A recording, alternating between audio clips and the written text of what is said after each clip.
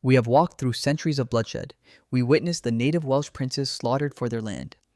We saw the Tudors tear the world apart just to secure a male heir. And we watched the Stuarts lose their crowns and their heads in a civil war for absolute power. But as the smoke clears on the 17th century, the battlefield changes. The swords are traded for scandals. The castles are traded for courtrooms. And the enemy is no longer on the battlefield. The enemy is now sitting across the dinner table. If the Tudor era was a tragedy of succession and the Stuart era was a civil war for power, then the Georgian era is where family drama mutated into national politics. Welcome to the age of the heir versus the king, a toxic cycle where the Prince of Wales isn't just a title, he is the leader of the opposition. In this final chapter, we enter a world of illegal marriages, stolen crowns, and lethal feuds. We will meet the princes who feasted in gold palaces while their people starved, and the men who treated this ancient title not as a duty but as a weapon of propaganda. From the father who hated his son so much he wished him dead, to the prince who literally stole the crown when he ran away. This is the story of the Georgian and Windsor dynasties, and it begins with a family at war. History tells us that crowns are won on the battlefield. We are taught that the greatest threats to a monarchy come from invading armies or violent revolutionaries. But we are wrong. If the Tudors tore down the church for passion and the Stuarts beheaded a king for power, then the Georgians nearly destroyed the monarchy with something far more toxic, pure, unadulterated family drama. For centuries, the title Prince of Wales was designed to be the ultimate apprenticeship, a golden ticket to the throne, a sacred time to learn the heavy art of kingship. But when the Hanoverian dynasty took power in the 18th century, that ticket became a curse. A strange and bitter sickness infected the royal bloodline, turning the heir not into the king's right-hand man, but into his most dangerous enemy. This is the era where the line of succession turned into a psychological war zone. But unlike the bloody civil wars of the past, this conflict wasn't fought with gunpowder steel or executions. It was fought with scandal, insurmountable debt, and the weaponization of public relations. Locked out of the cabinet, despised by their own fathers, and bored out of their minds, these princes didn't march on London with soldiers. Instead, they retaliated by establishing rival courts.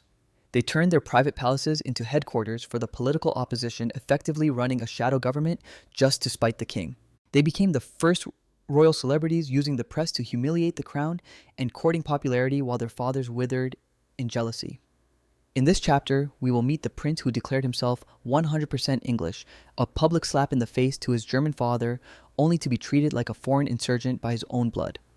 We will uncover the dark psychological scars of the son abandoned in Germany for 14 years, who returned to England not to reunite with his family, but to dismantle his father's reign piece by piece. And we will witness the tragic decadent rise of a prince who spent an entire nation's fortune on pleasure, illegally married for love, and secured his legacy as perhaps the most hated man ever to wear the crown. This era forces us to confront a terrifying question. When the man born to rule is forbidden from wielding power, what does he do to survive? He doesn't just wait. He mutinies. Let's see how a royal family turned succession into a spectator sport. The year is 1714. Queen Anne is dead, and with her, the Stuart dynasty is extinguished. For the first time in history, the crown of Great Britain did not pass simply to the nearest relative. If it had, there were over 50 Catholic claimants with a stronger blood right than the man who actually took the throne. But the rules had changed. The British throne was no longer just a divine right. It was a matter of contract law and parliamentary politics. Under the Act of Settlement, the crown was handed to the nearest Protestant heir, a German cousin, George the Elector of Hanover. When George I arrived in London, the culture shock was absolute. He was 54 years old, stiff, uncharismatic, and most problematically, he spoke not a single word of English. He viewed his new kingdom with suspicion, preferring the familiar comforts of Hanover to the rainy, complex politics of Britain. But he did not come alone, and this is where the trouble began. By his side was his son George Augustus. Unlike previous princes of Wales who were often children or teenagers molded by the court, George Augustus was 31 years old. He was a fully formed adult, a soldier with a personality, an ego, and a burning ambition. In any other era, a vigorous heir would be an asset. In Georgian Britain, he was a threat. King George I, paranoid and jealous, saw his son not as a partner, but as a rival. He immediately locked the prince out of the cabinet meetings. He refused to give him any real responsibility. He trapped him in a golden cage of ceremony, fearing that the son's popularity would overshadow his own fragile authority. This moment established the blueprint for the next century of the monarchy. The Georgian model was born, the king holds the politics. The prince is cast out into the wilderness. For the first time, the title Prince of Wales was completely detached from the job of ruling. The prince wasn't sent to Ludlow Castle to govern the Welsh marches. He wasn't sent to negotiate with Welsh lords. In fact, the country of Wales itself became little more than a logo, a convenient piece of heraldry used to stamp legitimacy on a German family that desperate needed to look British. The prince was left with a title, a large income, and absolutely nothing to do. He was a man with the highest rank in the land, yet powerless to make a single decision. He was a king in waiting, pacing the floorboards, waiting for his father to die. The dynamics of the monarchy had fundamentally shifted. The education of a future king was no longer about warfare, diplomacy, or administration. It was an exercise in frustration. From this moment on, the Prince of Wales was not trained to rule, he was trained to endure. This dynamic didn't just create awkward family dinners, it created a constitutional crisis. Historians call it the Hanoverian Curse, a toxic legacy where every king of this dynasty despised his heir and every heir spent his life trying to destroy the king. It wasn't just personal, it was political, and it began with a mother in a cell. Part 1, The Origin of the Hatred, George IV versus George Augustus.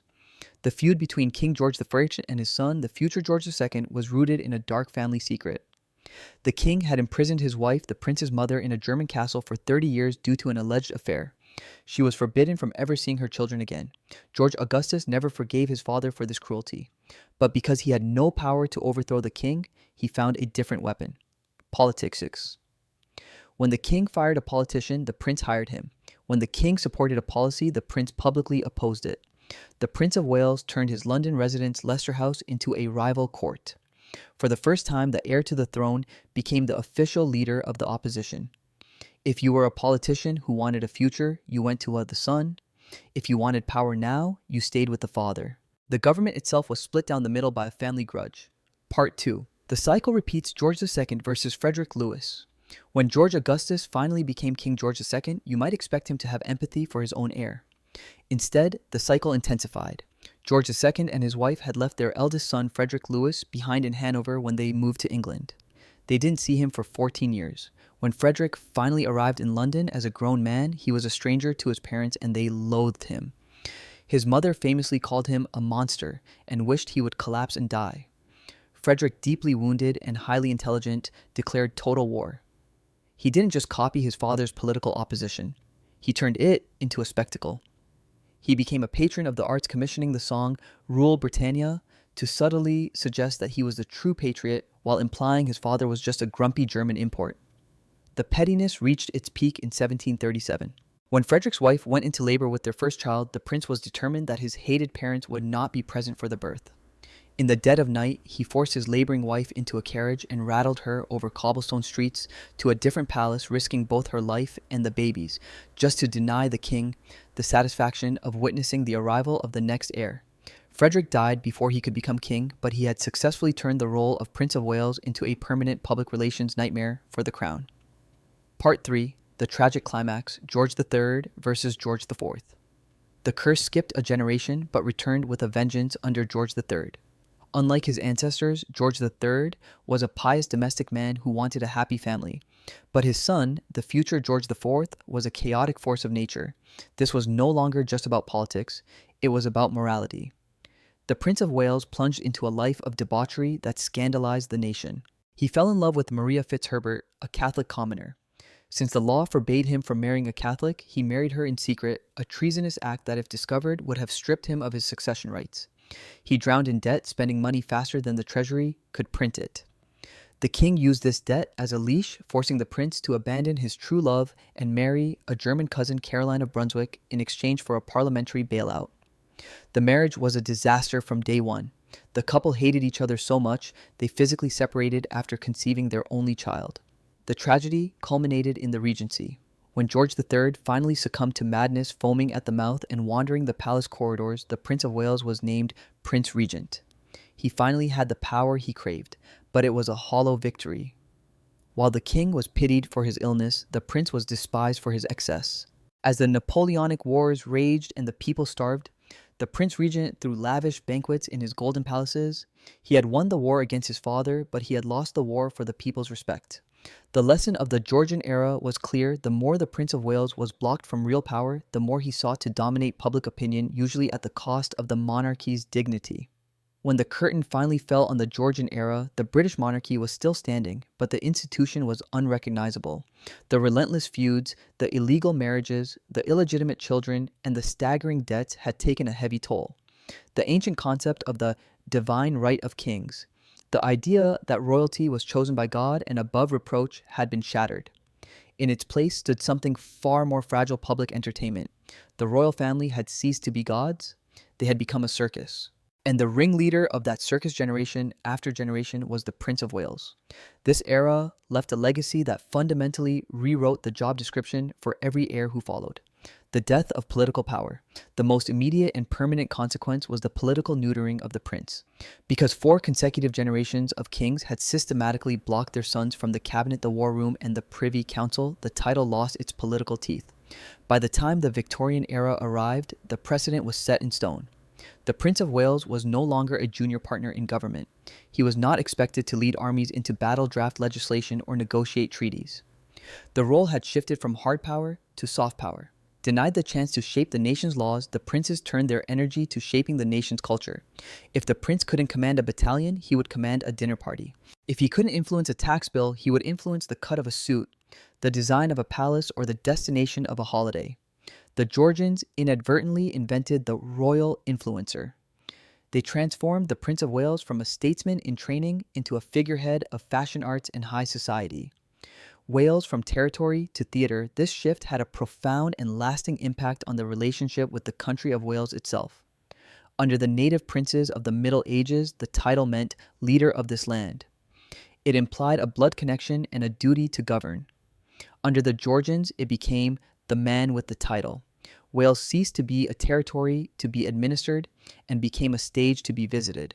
It became a symbolic backdrop for royal pageantry, a place to wave flags, not to wield power. The connection between the man and the land became purely ceremonial, a disconnect that would eventually fuel the fires of Welsh nationalism in the 20th and 21st centuries. The prince was no longer of Wales. He was merely styled Prince of Wales. The domino effect, the birth of celebrity monarchy. But perhaps the most lasting legacy of the Georgian chaos was the reaction it provoked.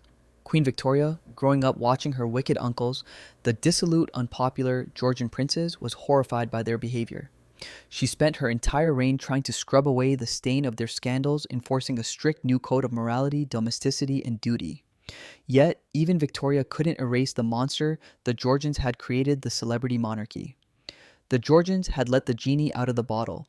They had invited the press into their bedrooms, their bank accounts, and their divorce hearings. They proved that the public was addicted to royal drama. They transformed the relationship between the crown and the crowd. The people were no longer just subjects, they were an audience. This paved the direct road to the Windsor dynasty. The celebrity status of Edward VII, the abdication crisis of Edward VIII, and the relentless global media frenzy surrounding Prince Charles and Princess Diana, all of these modern phenomena share the same DNA. They are the spiritual descendants of the Georgian era. The Georgians taught history a crucial lesson. A Prince of Wales doesn't need to be a great warrior or a wise statesman to capture the world's attention. He just needs to be human, flawed, and visible. The title had evolved forever. It was no longer about learning how to run a country, it was about learning how to perform. As we close the book on the Georgian era, it is easy to judge these men. It is easy to look at the debts, the mistresses, and the illegitimate children and see nothing but failure. But if we look closer, we don't see incompetence. We see wasted potential. The tragedy of the Georgian princes of Wales wasn't that they were bad men, it was that they were trapped in a gilded purgatory. They were educated to lead nations, yet forbidden from managing their own households.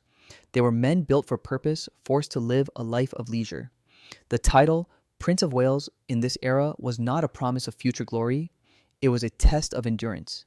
And for many of them, it was a test they failed. And in the background of this family drama stands the country of Wales itself.